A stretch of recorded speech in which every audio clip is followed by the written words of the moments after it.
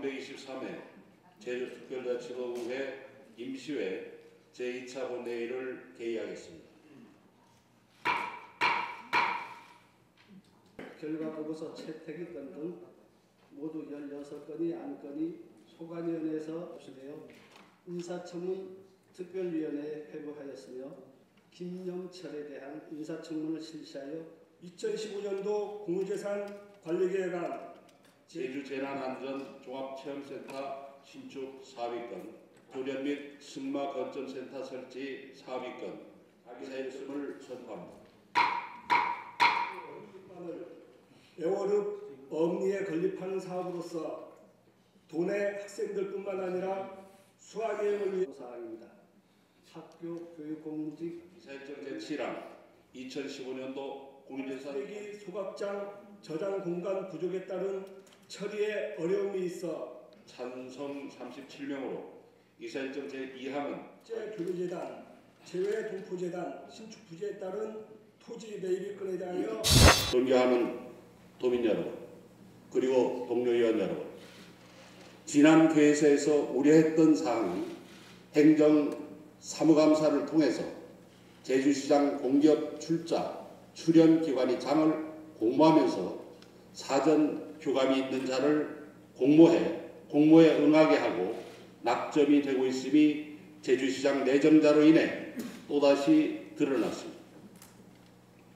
새 도정에 대한 기대가 무너지고 도민이 가슴을 다시 답답하게 만들고 있습니다. 최근 언론에서 송일교라는 이니셜 피어까지 등장하고 있는데 이와 같은 상황은 도민을 기만하는 것으로 새로 져야 할 도정이 되돌릴 수 없는 참담한 실패로 귀결될 것임을 거듭 경고하는 바입니다. 이번 행정사무감사에서 최대의 이슈는 역시 협치였습니다. 지난 개회사에서 협치위원회, 분과위원회가 조직되어 운영되고 있고 해당 실국 정책을 심의하고 있을 뿐만 아니라 심지어 2015년도 예산까지 검토하는 등 권한 행사를 하고 있어서 우려스럽고 이는 의회를 무력화하고자 하는 행태라고 말씀드렸던 바 있습니다. 그런데 이런 우려가 현실로 나타났습니다. 우리 도회의 행정사무감사에서 협치위원회 조례안이 심사 보류됐음에도 집행부가 준비위원회를 구성하고 편법으로 운영했을 뿐만 아니라 준비위원들에게 내년도 예산안을 심의토록 함은 물론 수당까지 지급한 사실이 확인이 됐습니다. 법을 집행하는 집행기관이 법적 근거도 없이 준비위를 구성 활동케 하고 수당을 지급할 수 있는지 참으로 개탄스럽습니다. 이와 같은 상황이야말로 예산을 쌈짓돈으로 생각하여 대량사업비적으로 집행한 불법적 사례로 영원히 오점으로 기록될 것이며 도정에 멍해를 씌울 것이라는 것을 경고합니다. 조례안을 제출해놓고 심사보류되어 있는 상태에서 의회가 조례를 통과시키지 않아도 상관없이 우리는 간다는 듯이 임의대로 몰래 준비를 구성하고 활동을 개시한 것은 의회를 얼마나 무시했으며 그렇게 할 수 있는 것인지 그 경거망동한 행태를 한심스럽게 생각합니다. 그리고 도에서는 사업비 지원 대상인 단체들로 구성된 소위 준비위원회가 어떻게 예산안 심의를 하도록 할 수 있는지 그 속내가 무엇인지 도민들에게 합당한 설명이 있어야 할 것입니다.